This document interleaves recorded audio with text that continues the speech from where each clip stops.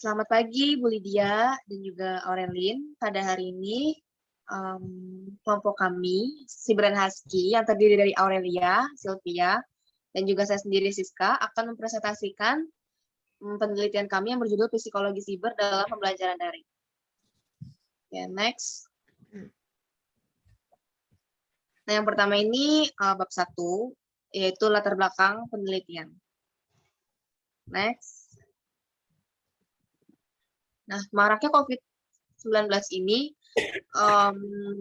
membuat semua orang itu ketakutan karena takut terkena virusnya, sakit, ataupun bisa meninggal dunia. Sehingga pemerintah membuat kebijakan baru, yaitu PPKM di berbagai tempat. Nah, pemerintah juga membuat kebijakan di dalam sistem pendidikan yang tadinya kita belajar tatap muka jadi pembelajaran daring.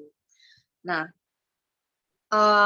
di pembelajaran daring ini tentunya pendidik dan juga pelajar itu dituntut untuk bisa menyesuaikan proses belajar mengajar melalui teknologi, yaitu internet.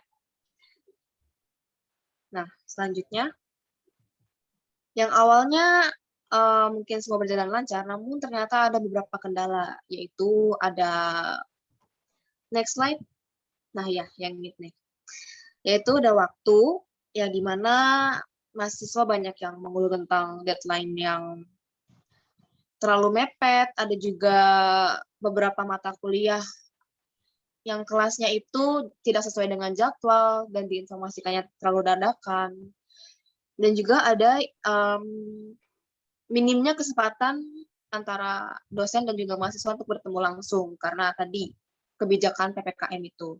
Nah, selanjutnya teknologi. Nah, teknologi ini ya setiap dosen dan mahasiswa itu pasti memiliki device yang berbeda. Nah, ada yang memadai, ada yang kurang memadai. Nah, itu juga menjadi kendala dalam proses belajar mengajar.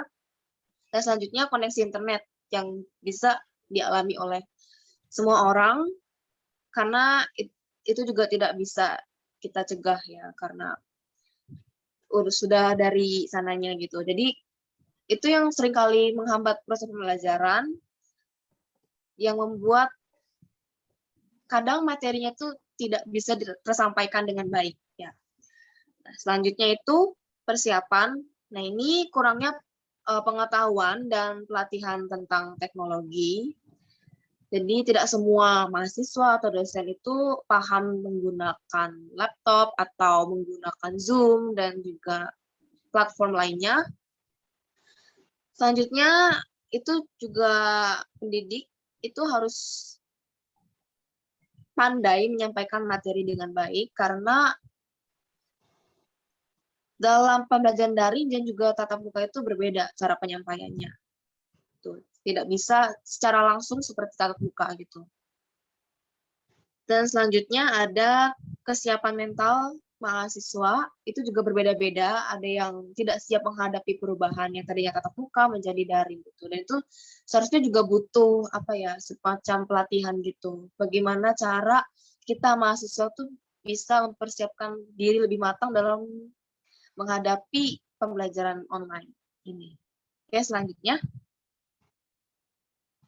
Nah, ini adalah bab 2, yaitu kajian literatur yang berisi rangkaian teori yang diungkapkan dalam penelitian yang berkaitan. Next. Yang pertama itu ada cyber learning and ethical considerations for using technology with children. Itu dari Parsons 2019. Nah, teorinya ini tuh intinya tentang teknologi dan pendidikan itu sangat berkaitan ya, dan saling membutuhkan juga. Nah, teknologi ini yang pastinya dapat membantu sistem pendidikan gitu ya supaya lebih maju dan berkembang gitu, sistem pendidikannya. Dan teknologi pun butuh pendidikan karena dengan adanya pendidikan tentang teknologi itu sendiri, kita dapat memahami dan juga belajar cara penggunaan teknologi. Nah, jadi semakin eratnya hubungan antara pembelajaran dengan teknologi, maka semakin bergantung pembelajaran itu terhadap teknologi.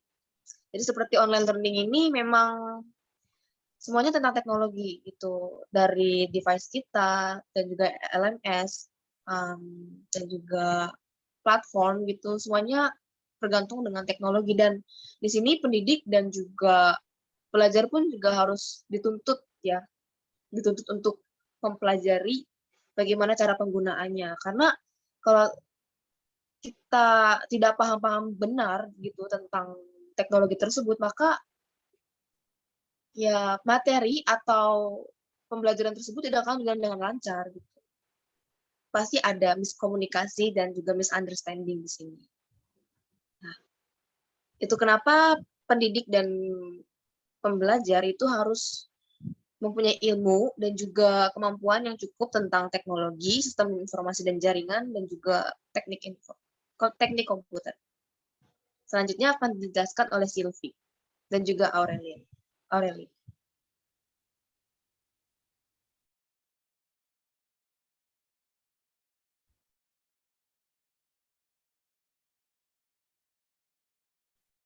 Oke.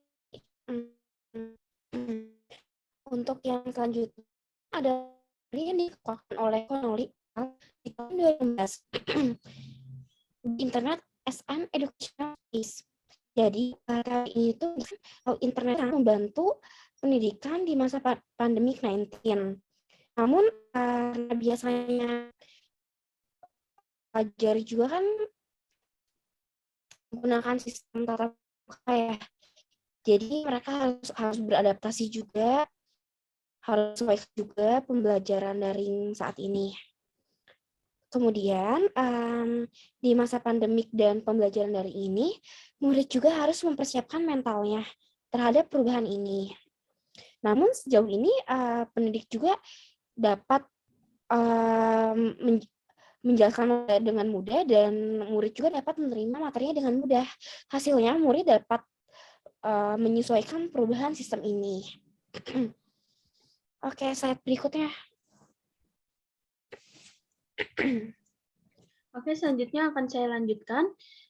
Kemudian teori ini berasal dari jurnal pengaruh teknologi pembelajaran kuliah online di era COVID-19 dan dampaknya terhadap mental mahasiswa oleh Watnaya et al. Tahun 2020. Dalam penelitian ini dinyatakan bahwa faktanya perguruan tinggi di Indonesia merasa masih belum siap untuk menggunakan teknologi pembelajaran dengan sistem daring atau online. Bahkan juga dengan sistem ini diterapkan, ditemukan adanya mahasiswa yang terganggu karena waktu yang singkat, tugas yang banyak, jumlah kuota yang terbatas, dan juga kondisi sinyal yang membuat mahasiswa harus mempersiapkan semuanya dengan baik. Ini kembali lagi kepada kendala-kendala dari penelitian online yang sudah kami bahas pada awal. Selanjutnya,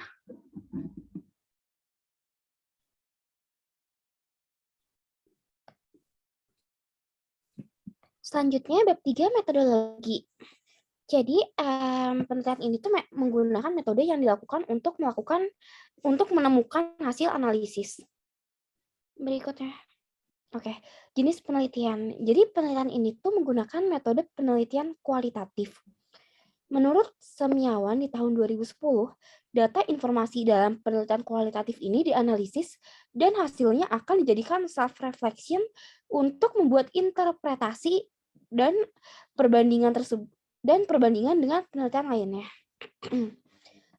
Slide berikutnya. Oke, partisipan penelitian.